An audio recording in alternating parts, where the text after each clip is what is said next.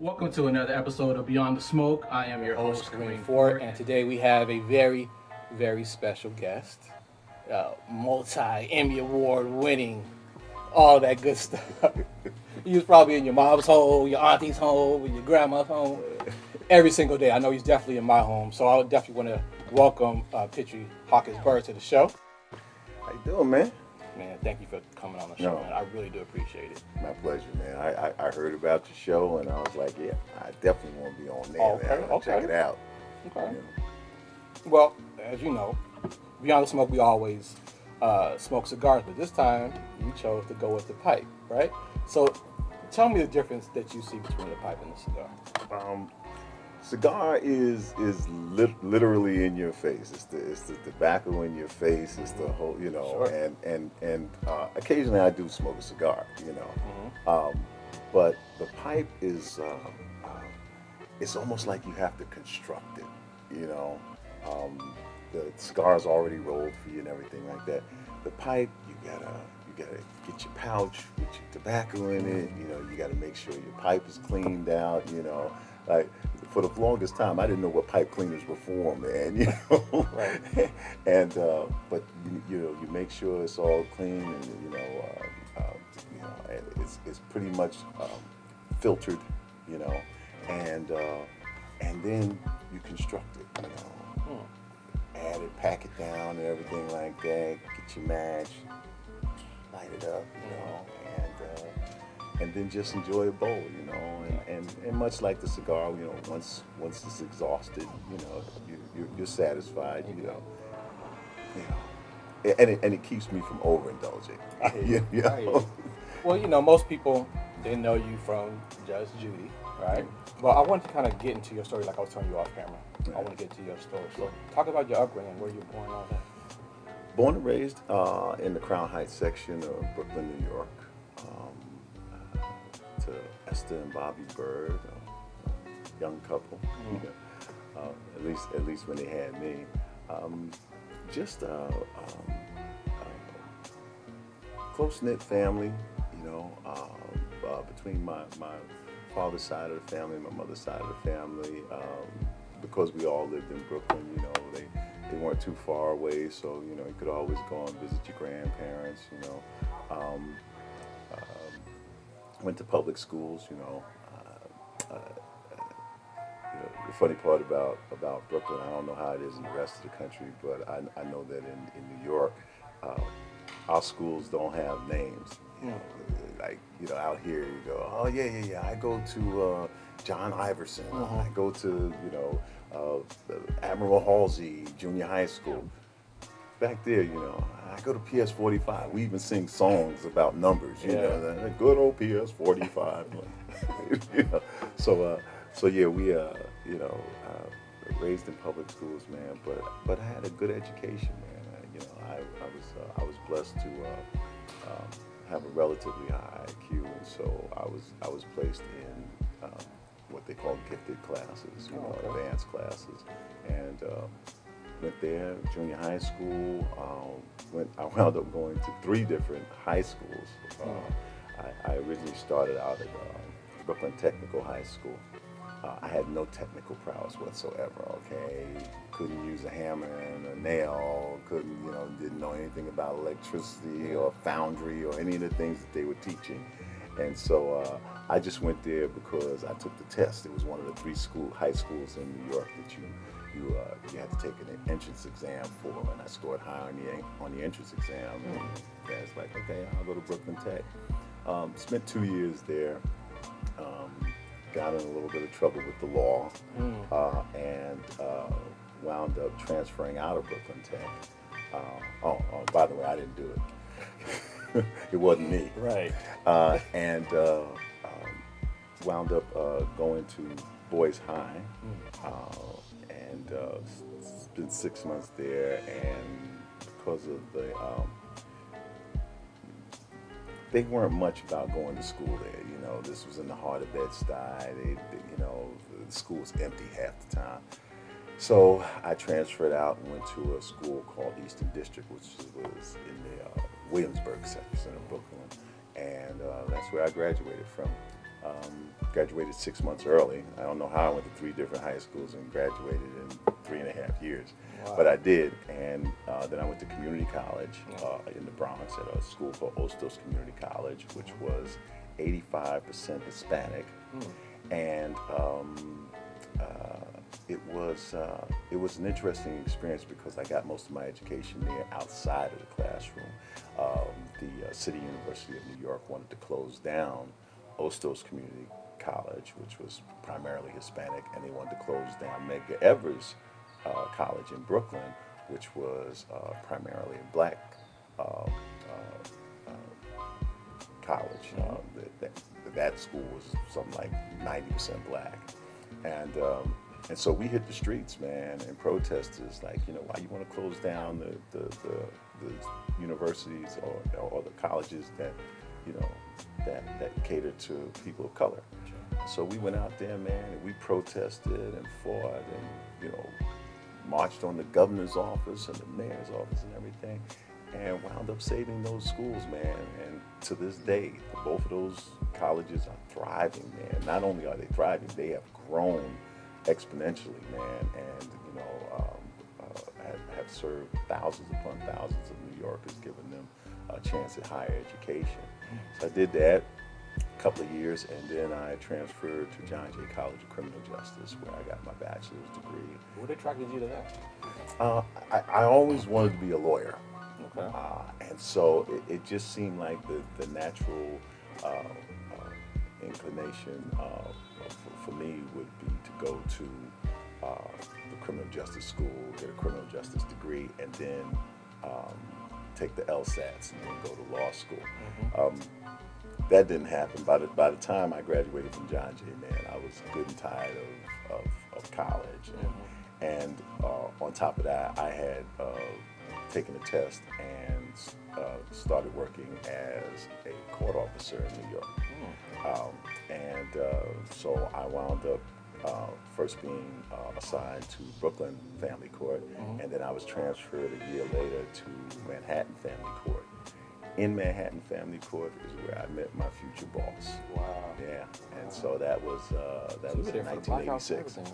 Oh yeah. Well, that's crazy because today we're actually filming this. Today is July 14th. This is the anniversary of the New York City blackouts in '77. Talk about that. Listen, the funny part is I know exactly where I was for the '77 blackout. I had a girlfriend. I want to say hi to her. Hi, Gwen McDaniel. I had a girlfriend, and it's funny. She lived with her grandmother in an apartment in Crown Heights, and we were when the blackout hit, we were at her apartment, and her grandmother and her uncle weren't home yet. They weren't back from wherever the grandmother had gone out to that day. And so we're there and we're like, oh man, we got the whole night, man, right? Like, and man, it's strange when you're young, and we in there, man, we get ready to get busy. And all of a sudden, man, the lights came back on. We were like, And so from East Coast, you come out to the West Coast, right? You end up north. Right. How did that happen? Let's see. Well, I'm a court officer at the time. I was married to my first, actually my second wife at the time. She was from the West Coast. She was from San Francisco. Oh, okay. And we got separated. Things happened, and so she came back out here to the West Coast to contemplate her next move, and she wanted her support system. So she took my son, who was 2 at the time, almost 2 at the time, and she was pregnant with my younger son. Okay. And so I kind of got my head together, I didn't want my family separated, I wanted to give my marriage an opportunity, to flourish. So I came out here, I came out to San Francisco to visit her on Christmas. We reconciled. And we were on the beach one day, and I was looking at my son running down the beach, you know. And I realized, I was like, wow, back east, you know, in Brooklyn, I don't even know if I knew where the beach was, you know. And you know, it was at that time, man, there were a lot of drive-bys going on, and you know, kids getting shot by stray bullets, you know, coming through the windows and stuff like that, and you know, the crack epidemic is at an all-time high, and I was just like, you know, I said, look, you know, do you want to move out here? You know, maybe I can come out here and give my kids 10, 15 good years, you know, in a slower pace, you know. I was used to apartment living. I didn't know what it was like, you know, to live in a house or to even want one, you know. And so we moved out here we moved out to the West Coast, moved into the Bay Area, and spent the next 7 years in the Bay Area. San Mateo, right? Yep, San Mateo. Okay. Yep. So you mentioned your boss now. How did that come about? I had left law enforcement when I first got out here in 1990. I went to work for the U.S. Marshal Service as a court security officer for the U.S. Marshal Service. While doing that, a gentleman at my church asked me several times to come down to the high school he worked at to participate in Black History Month and the program down there. And I did that, and very quickly realized that sort of my first love was always working with kids. Some kind of way I've always worked with kids. I worked in daycare. I ran a community center in Brooklyn, 150 kids coming into that recreation center every day, playing ball and taking art classes and all that. And you know, I ran summer day camps, you know, so I would, you know, I knew everything about New York because I would take the kids on day trips, you know, to, you know, Statue of Liberty, Bronx Zoo, all that kind of stuff. And so he, you know, working with him sort of reminded me that I really enjoyed working with kids, and he told me that there was a position opening for a campus supervisor at a high school. Matter of fact, at his high school, he wanted to transfer to another high school in that same school district. Well, I went out there, I got a chance to interview for the job, and I wound up at the high school he wanted to go to. You know, so he wound up staying at the one, his was considerably rougher. But it was through that opportunity that I got a chance to work with kids again. And one day, while taking my break, I was reading the paper, and I happened to be reading Liz Smith's gossip column, right? There was syndicated gossip column. I used to read it in the New York Daily News, and now they had it out in the San Jose Mercury News. And I'm reading this gossip column, and I'm reading about New York, and at the end of the column, it says, oh, congratulations to Judge Judith Scheinland, who has written a book called Don't Pee on My Leg and Tell Me It's Raining, Right. and is being considered to develop a TV show for her. I was like, wow. So I decided to write a letter, and this goes to all the people out there who want to know how you make it in this business or any other business. Congratulate people who are doing better than you. Your turn is coming. Okay? Okay. You know, but you got, you know, don't hate, man. Celebrate, you know, their successes, because, you know, that means, man, that God has something in mind for you, and that you have the character, you know, to get that from him, you know. And so I wrote her a letter to congratulate her. God bless you. I hope things work out. You deserve it. And at the end of the letter, P.S. If you ever need a bailiff, I still look good in uniform. Now, this was my little joke. Just joking. Little jokey joke. Okay. You know? Yeah. About 3 weeks later, she called me on my job. What? Thanked me for the letter and said, I know you were kidding around in your letter, but we really do need a bailiff. Okay? We tried it with a regular actor, and, you know, it's unscripted. So you had no prior relationship there at all? The only thing was having known her from Manhattan Family Court when I worked as a court officer. Okay, yeah, you yeah. know, All right. She was the supervising judge. Got it. In Manhattan Family Court, and this was before she retired from there. You know, she retired from family court after she wrote the book, and you know, but I hadn't spoken to her. You know, like I said, I left the court offices in 1990.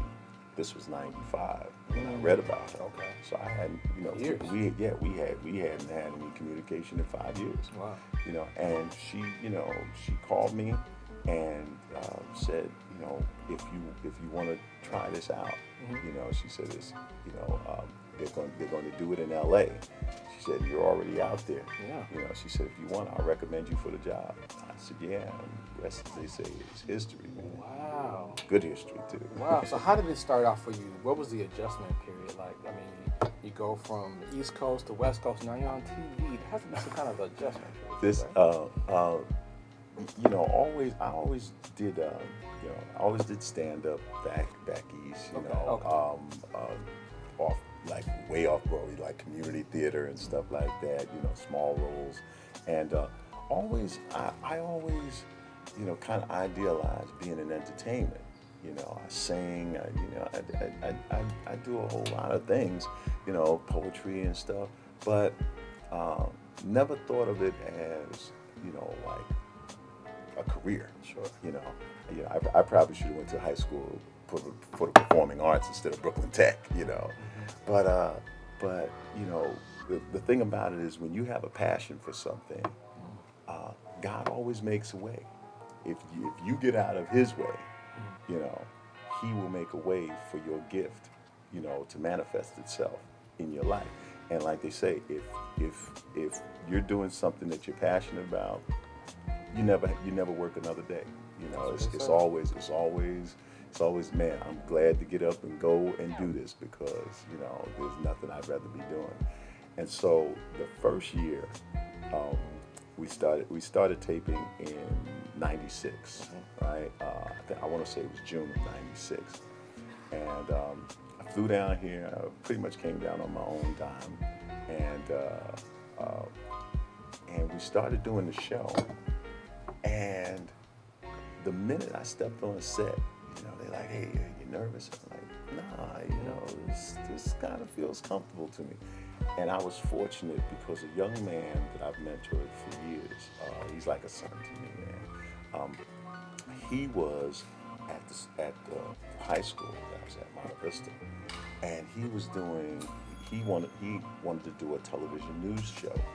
So he went up the block to the community college, De Anza College, and he was using their facility to make a high school news show, you know. And when he recorded the show, I was like, so where are you going to show this? You know, how are you going to show this? And what he did was he put the show on local cable access, you know. So one day I'm down there and he's showing me the facility, he's showing me stuff, and he's saying, you know, I got 2 minutes left on the show that I need to fill, you know. And I happened to be reading the paper that day, and I was looking, and the baseball strike was on, you know. And I was like, man, are these guys killing me, man? You know, how am I supposed to get behind these multi-millionaire baseball players? You striking for what, you know? And I was just mouthing off, and he said, can I tape you doing that? Can you put that on it? So he put I wrote out what I wanted to say. He put it on a teleprompter, and I sat there and I delivered it. And at the end of it, I said, "I'm Petri Byrd, and that's the bird's eye view." And from then on, every month that he would do the show, he would get me in there to do the bird's eye view at the end of the show. And so that you know, again, he's gonna make a way. He's gonna open a door for you. You know, he's gonna make a way for your gift to shine. And that was his preparation. I didn't know it then, but that was his preparation. And that was like, say, in '95. So in '96, I come down here, man, and I stepped foot on our set for the first time. And because it was unscripted, they didn't know what I was supposed to do. So they're like, "Well, Byrd, how would you usually open court and everything?" So I was like, "Oh, well, you know, when the judge comes in, you know, all rise, everybody gets up, you know, you hand the case, and, you know, you tell the Honor, this is case number so-and-so on the matter of this, and, you know, you say parties have been sworn in, and you tell everybody to be seated." To this day, That's exactly the way we open up our court. Now, Judge Judy is known for being harsh and really being straightforward. No. You know what I'm saying? That sweet little old lady. How did that sit with you from the beginning? Okay, you started filming in '96. When did you start to understand that we might have something, this might be successful? Was it her delivery or? Well, here's the deal. I knew beforehand that she would be a success, only because having seen her in actual court, her comedic timing is so good, man. You know, she's got that Jewish humor, man, that just like, you know, that just breaks you up. The stuff that would come out of her mouth, you know, the things that she would say in the courtroom. I would look around like, man, is there a camera in here, man? You know, how do you not bust up laughing? Oh, I know, I do, I do, and that's the other good part about it, is that I can be emotionally honest with her, you know, and if I start laughing, she'll stop and she'll look over and she'll go, what? You know, and then I just tell her like, oh man, he just said, you know, or like, I can't believe what you just said, you know. Yeah. And so sometimes, man, we get an opportunity to share a good laugh, you know, but that, you know, all the elements that people see now, you know, now it might be a little more enhanced because, you know, like, you know, once you know that all of America is hanging on every word, you know, and that you can do exactly what you want to, well then, you know, you may embellish it a little more, you know, but basically what you see is what you get with her, you know, and it's always been that way, you know. So I knew that the show was a hit. First of all, I think the first year we were in syndication, so you know, so they have to buy into the show. You know, you go to, I think it's NatB or whatever convention, and you know, you kind of sell the show into syndication. Well, people come by and they say, oh yeah, I want to buy that show. I want to show that show on our channel. Okay. We started out something like 92% of the markets. You know, so that means not even sight unseen, but because the executives of the networks saw her potential, they said, "Yo, we'll invest. We'll buy the first year of this." You know. Now, I really knew when I went back to school, because I took a 6-month leave of absence. My mama ain't raised no fools. Right. If this thing don't work out, I ain't giving up my job. Sure. You know, my day job. You know, and so I took a 6-month leave of absence, came down here and take the show. So by the time I went back to the school in February of '97, we were hit. You know, so, I was the big man on campus. See, and that's what, because we were talking a little bit about that off camera, right, before we started the interview, right? You started '96, '97. Okay, how do you adjust to fame? Now everybody is kind of like, I know this guy, you know, he's all over my TV, right? How do you get adjusted to that? Well, the first thing, if you will, the first thing was when I came back to the school, all of a sudden, like I said, I was awesomely popular, not just at my school, but in the district. You know, it's like, hey, the guy in Judge Judy, man, he's working at Monte Vista High School, man. You know, so I was a celebrity on campus, you know, and in the district, and then. I finished working in '97. I went to graduation, and then it was time to come back down to Hollywood and start taping again. You know, but by now, people are looking at me on the street like, where I know you from? You know, did you used to be married to my cousin? You know, stuff like that, and it was like, you know. And if I would say, you know, hey, Judge Judy, it would start a feeding frenzy, you know. So, you know, let's say I was in the supermarket, you know, might be standing online in the supermarket. One day, a guy, this white dude is standing in front of me, and I only mention he was a white dude because I'm thinking, you know, he don't know who I am, you know. Brothers may recognize who you are, you know, but. And I'm standing there, and it was a supermarket that I went to all the time. So I'm, so the cashier is looking beyond him. Hey, Byrd, how you doing? I'm like, hey, how you doing? So, and the guy turns around and he goes, I know that voice. He goes, you want Judge Judy? I go, you know my voice? Wow. And I didn't realize, man, like when you come into people's living rooms every day, Yeah. they hear you. Even if they're not looking at the screen, they may be, cooking something and looking away from the screen. And if you say something or if you call a case, your voice has a particular timbre and they recognize that voice. Sure. So that's when I started realizing, okay, there's a recognizability thing here that's going on. But the one thing I didn't ever want to do was to become the guy like, I can't go to the supermarket, I can't go to Walmart, I can't go to the bank by myself, or I can't sit in this restaurant, without somebody approaching me or so-called bothering me. Was ever that a big concern of yours? It wasn't. The only time it was a concern of mine was when I was with my kids, Yeah. Because a lot of times, it's funny. Kids, the offspring of famous people, it's twofold. There's a twofold thing to it. They enjoy some of the privileges that come, a lot of the privileges that come with that. But they don't want to be recognized. They don't want to be separated. They want to be like everybody else. So if you go to their game, they're trying to shine, but meanwhile, everybody in the audience, everybody that's at that game or at that particular play, hey, I love you on the show. Hey, can I take a picture with you? Mm-hmm. You go to somebody's wedding, it's like, Byrd, do me a favor. I mean, literally, I had one friend who wanted me, and I accommodated her, who wanted me to go around to every table and take pictures with her guests.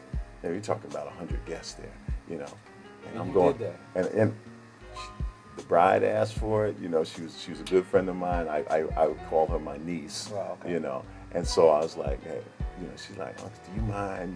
She said, because everybody wants to take a picture with you and everything. I'm like, look, let's do it. We'll hit table by table, and that's it. Because I don't want to take this. I don't want to take this moment away from you. I mean, funerals, man.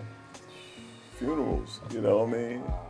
It's like, yeah, but we're here for him. Oh, he gonna be there. He ain't going nowhere. He ain't going nowhere. So let's get back to being in court. All the time people see you there, and I'm sure that sometimes the judge may rule something that you think maybe she went a little too far, right? I mean, you've been doing this for over 20 years, right? Mm-hmm. Yeah. Talk about those times where you think, she kind of went a little bit too far on that one. There are times when, quite frankly, I don't think she gets it, and sometimes it's a cultural issue, or a cultural misunderstanding that she has. Sometimes it's a language barrier,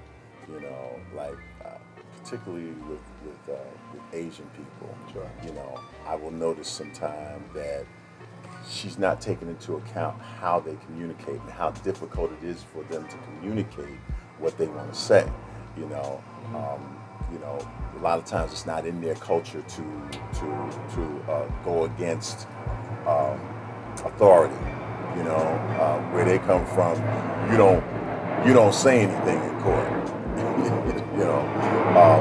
And so there are times when I think, because of the cultural differences, because of the racial differences, even the socioeconomic difference, it's been years. It's been years for her since she's had to, probably write a check and pay a landlord or miss the payment on her insurance. The other thing is that everything happens right there in our courtroom, right there in front of the audience, and everything is pretty much done in real time. A lot of people, they don't even believe that, this is real. These are all, paid actors and all that kind of stuff. Well, no, well, our cases are real.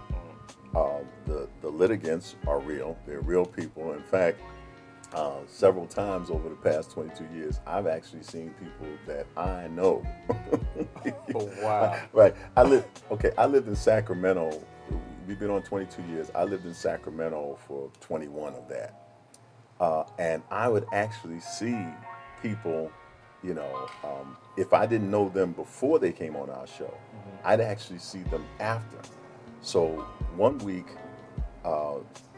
we did a case where this man was, he was actually suing, his ex-wife, who decided to buy their daughter a car, and she was demanding of him. I'm sorry, it was reversed. He was the defendant. She was demanding of him. He promised that he would pay for half the daughter's car. Well, the daughter went out and did some wild stuff and everything that the father didn't approve of. And the father said, no, I'm not going to reward her by paying for half her car. And so the ex-wife sued him, and the judge found in her favor, said, well, that's what you promised to do. Now, whether you like it or not, that was the contract you had with her, and so you have to pay for half that car. No problem. I go home that weekend, back to Sacramento, and I live in a place called Elk Grove, like a suburb of Sacramento, and I go into a Chili's, restaurant, and I happen to be waiting for my order, and the guy is sitting at the bar, and he went, Officer Byrd. He goes, I heard that you lived here. Wow. Bought me a beer. We sat there. We talked, and we're talking. And he says, I didn't agree with the judge's decision. I looked at him. I said, neither did I. I said, if I'm the father, you understand, and you're not towing the line, I'm not going to reward you for that, I said, but, I guess the judge was going by the letter of the law. That was the contract, the verbal contract you had with the mother, So when you say you disagree with the judge, right, I'm sure you communicate that to her at some point, right? No? I mean, every now and then, we used to get into discussions, she might even look at me and say, what? Yeah. You didn't like that decision, huh? I go, we had one case one time where she actually changed her mind in the middle of the case, and she made sure to say, now, not because Byrd told me to, I want to make that clear, but she said, he did give me something else to think about. Because when she asked me about the case, when she asked me about that a particular part of the case, I just looked at her and I said, nah, that's not what I would have done, And she went, no. Oh, what she wanted to know was, she said the kid said that he was supposed to pay his car insurance. Instead, he was with two friends and he went to the gym and he left the car insurance in the glove compartment of his car, $600 cash in the glove compartment of his car. And the judge was like, no, I don't believe that. Why, if you went past the place, because he said it was on the way to the gym, he said, why would you go past the place? Why wouldn't you go in and pay it first and then go to the gym? And she went, right? And she looked at me and I went, not necessarily. She went, what? I go, yeah, not necessarily. I said, Judge, I got 3 kids. I have 4 kids. I said, their priorities can get a little mixed up. I said, so it's believable that, that he went to the gym first instead of taking care of his business like he should have. Wow. And she turned around and reversed the decision. She said, at first I was going out. She said, I was going to not give you back your money. I was going to make sure that you learned the lesson. She said, but Officer Byrd's right. Sometimes, like she made it clear, sometimes you people are too stupid to live, Wow. So, I mean, this show's been on, like you said, for 22 years now, right? Yeah. And it's been wildly successful. Why do you think people gravitate to this show? I mean, now you got a bunch of court shows on TV, right? But you guys have been so consistent and success. Why do you think that is? Um, because it's steady, is something, you know, first of all, first of all, let me make it clear that our show is different from probably all the other court shows because our show is judge driven as opposed to case driven. Right? Got it. So other shows, people tune in to hear the cases. We every once in a while we get a surprise, but it's very seldom. We do sort of the same cases over and over and over again. You know, the girl met the guy, she knew him for 3 weeks, he said he was in trouble, she loaned him $3,000. The dog bit the other little dog and almost killed it, and you got to pay, neighbor against neighbor, mother against son or father against daughter or whatever, trying to teach them a lesson. It's fundamentally the same cases over and over again. However, the difference is the judge. Everybody's tuning in to see what she's gonna say. Everybody's tuning in because we had a period in this country where we had a lot of talk shows on, and people fighting on these talk shows, and people attacking one another and chewing one another out, and I think America was just primed in 1996. They were ready for somebody with some answers who would definitively say, enough with the nonsense, enough with the excuses, you owe the money, pay it. You didn't take care of this, or you neglected this, or whatever the case may be. Admit to it and pay the penalty, Or don't come in here with this nonsense, clogging up the courtroom and clogging up my time for this measly money that you're trying to get, like she says, not every case is suable, not every situation requires litigation, and so I think that's what America wanted more than anything, was somebody who definitively had what they consider to be some answers. I mean, Donald Trump is living proof of that. Listen, I'll convince you that there's a dire situation going on, and then I have the answer, no matter how crazy the answer is. Well, we're sitting here, we're having a discussion, and I cannot help but notice that you have a Colin Kaepernick t-shirt on. Okay, so what is your take on Colin Kaepernick and the NFL and things of that nature? When I saw this shirt online, I mean, I knew I had to have it because I wanted to represent.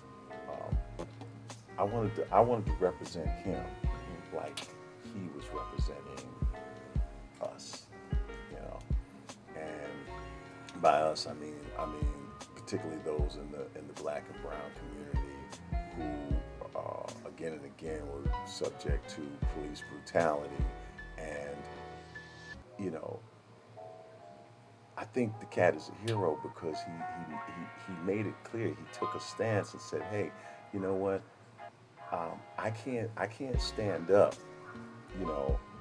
and salute a flag or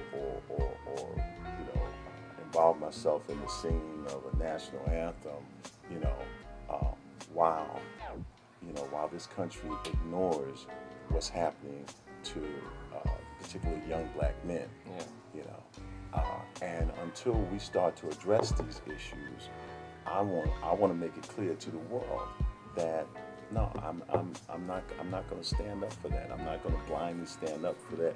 And for him to be maligned as he is, the guy is. I don't care what anybody says. He's a gifted player. This is the prime of his life. This is the prime of his career. The opportunities should be endless for him. And in '68, the brothers stood up there and put their fists in the air, Not saying, you know, um, I don't like the national anthem. Or I don't like the flag. I'm not against the Yeah. flag. Yeah. I'm against the politics. You understand that cause you to think that every time you wave the flag in front of my face, I'm going to disregard the injustices that go on in this country. Yeah. You know, and so rather, you know, and somebody would say, well, hey, you know, a football field is not the place to do that. Well, where else? Yeah. Where else? You know, and it's my choice. If I rather kneel than stand for the national anthem, that's my choice. That's what this country is supposed to be about. Yeah, it's so You know? sad that that sentiment has been kind of lost. And like you said, they kind of talking about, oh, well, now he's against veterans and things of that nature. Oh, boy, It's just really sad. You also mentioned that you, outside the show, you work with young men, Yes. right? Yes. Can you talk about that a little bit? I about 13, 14 years ago, I became the national chairperson for a male mentoring program, black male mentoring program called the OK program.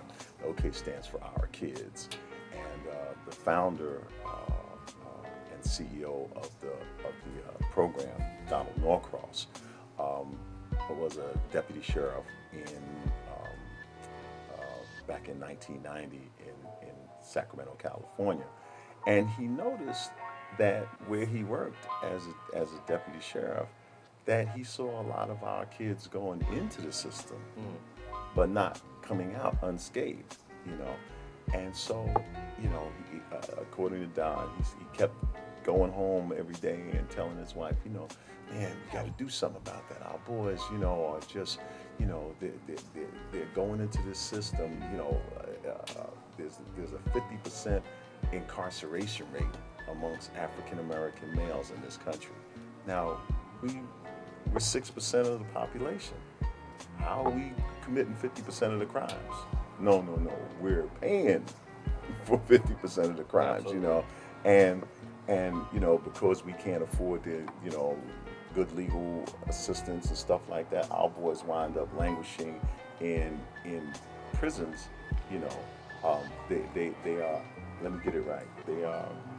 They're 3 to 5 times more likely to wind up involved in the criminal justice system than their white counterparts. You know, there's a 50% dropout rate amongst African American males. In California, 3 out of 4 African American boys read below their grade point level. You know, and so Don kept saying that, you know, somebody's got to do something, and his wife looked at him and said, well, do something. And so he decided to involve himself in the lives of these boys. So he went to their schools, talked to their teachers, and, you know, started involving himself at the junior high school level and then the high school level with young African American boys. And more than anything, he let them know that I love you, and I love you too much to let you continue on a path towards failure. And so he became a father to the fatherless. And man, it's an incredible program. The program is now in 9 different cities and 8 different states, I believe. And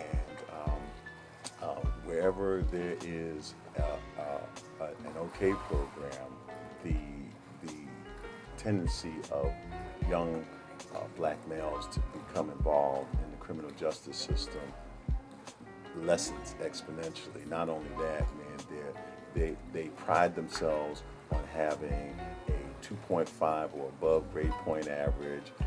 The OK program celebrates their success by taking them on special field trips at the end of the year, you know, Disneyland, or, you know, a special water park, or camping, or, you know, and the boys is actually a positive peer group influence. You know, what the gangs may offer in terms of family, you know, and in terms of a sort of solidarity, a fraternal organizational thing. The OK program offers that on the positive side, you know. So our boys compete for the best grades or perfect attendance or citizenship. You know, not only that, we meet with them every week on Saturday mornings, and we have what we call kick-it sessions, where we get in there and we talk about things that affect their lives, and they have an opportunity to express themselves to us. And and I forgot the most important part. Probably the most important part of the program is that we utilize black officers from the police departments in these different cities, and those officers become mentors for our boys. So as opposed to our boys looking at the officers as the enemy, they now understand that this is my brother, this is my friend, this is my uncle, this is an officer, a black officer who cares about his community and cares about me, and therefore I can go to him and I can feel safe with him. And so the OK program is one of the few black mentoring programs in the country that bridges the gap between the black community and the police department. And as you know, in this day and age, man, that is so important. Wow. Well, I think that's great, man. I think that's great. I want to thank you, man, for doing such great work. You know, for being a positive influence in my home, like I said, in my mom's home, my auntie's home, and all that good stuff. Man, I wish you nothing but the best. Thank you. Thank you. And I really genuinely appreciate you sitting down with me, because you didn't have to do this. Man, well, it's nice, man, to smoke a cigar, smoke a pipe with you, man, and sit and just chat it up, man, you know. And thank you for what you're doing, man, because, you know, whenever we're able to sit down and hear about positive things, man, that are going on, particularly in our community, man, that is always a plus, man. So I applaud you for what you're doing, man. Thank you, man. Another episode of Beyond the Smoke. Byrd the Bailiff. Till next time. Peace. Peace.